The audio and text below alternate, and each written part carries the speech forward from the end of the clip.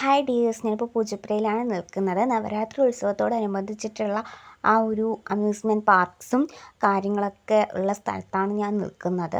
അപ്പോൾ ഇന്നലത്തോടെ അമ്പലത്തിലെ ഉത്സവവും കാര്യങ്ങളെല്ലാം കഴിഞ്ഞിട്ടുണ്ടെങ്കിൽ പോലും ഒക്ടോബർ 5 ഞായറാഴ്ച വരെ ഇവിടുത്തെ എല്ലാ അമ്യൂസ്മെൻറ്റ് പാർക്സും പ്രവർത്തിക്കുന്നതാണ്.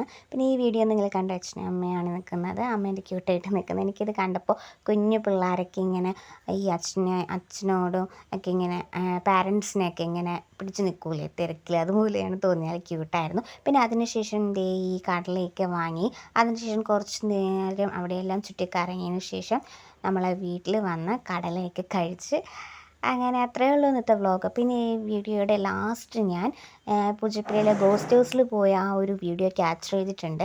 അപ്പോൾ അവിടുത്തെ അതേ വോയിസാണ് ഞാൻ ഈ വീഡിയോയിൽ ലാസ്റ്റ് കാണിക്കുന്നത്. അപ്പോൾ ലാസ്റ്റ് വരെ കണ്ടാൽ മാത്രമേ നിങ്ങൾക്കത് കാണാൻ പറ്റുള്ളൂ.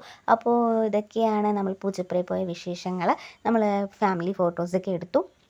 അത്രയൊക്കെ ഉള്ളൂ. അപ്പോൾ ഇന്നത്തെ വീഡിയോ ഇഷ്ടപ്പെട്ടിട്ടുണ്ടെങ്കിൽ ലൈക്ക് ചെയ്യുക, ഷെയർ ചെയ്യുക, കമൻറ്റ് ചെയ്യുക. പിന്നെ യൂട്യൂബ് സബ്സ്ക്രൈബ് ചെയ്യാത്തവർ സബ്സ്ക്രൈബ് ചെയ്യുക, ഇൻസ്റ്റയിൽ ഫോളോ ചെയ്യാത്തവർ ഫോളോ ചെയ്യുക.